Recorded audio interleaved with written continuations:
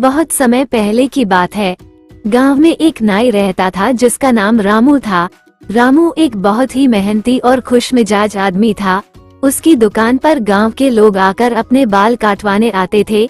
एक दिन रामू को अपनी दुकान पर बहुत ही अजीब आवाज सुनाई दी। वह देखता है कि एक भूत वहां खड़ा होकर रो रहा था। भूत का नाम भोलू था। रामू थोड़ा घबराया पर फिर अपनी हिम्मत नहीं हारी और भोलू के पास गया। रामू ने प्यार और संवेदना से कहा, भोलू, तुम रो क्यों रहे हो?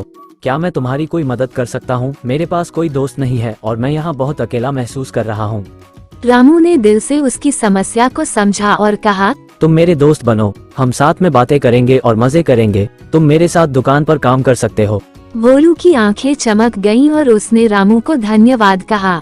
वे दोस्त बन गए और उनकी दोस्ती दिन ब दिन मजबूत हो गई। वे साथ में काम करते, हंसते खेलते और अपनी कहानियों को बांटते रहते थे।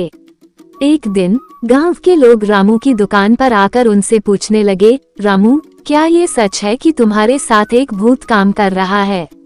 रामू मुस्कुराया और कहा, हाँ, ये सच है। भोलू मेरा सबसे अच्छा और विश्वास पात्र दोस्त है। वो आप सबकी मदद करता है और हमेशा खुश रहता है। हमारी दोस्ती हमें एक दूसरे के साथ संगीत, प्यार और समर्पण का एहसास कराती है। गांव के लोग रामू की बातों को सुनकर हैरान रह गए, लेकिन उन्होंने भी देखा कि रामू और भोलू की दोस्ती में कुछ खास था। वे उनकी दोस्ती को स्वीकार कर उन्हें प्यार से बुलाते रहे और उनके साथ बिना किसी डर या भय के रहने लगे। इस कहानी से हमें ये सिखाई जाती है कि हमें लोगों को उनके रूप में नहीं देखना चाहिए, बल्कि हमें उनके अंदर की अच्छाई और मानवीयता को समझना चाहिए। हमें सभी को एक बराबरी की दृष्टि से देखना चाहिए और हर किसी के साथ एक न्यायपूर्ण और प्यार भरा बर्ताव करना चाहिए।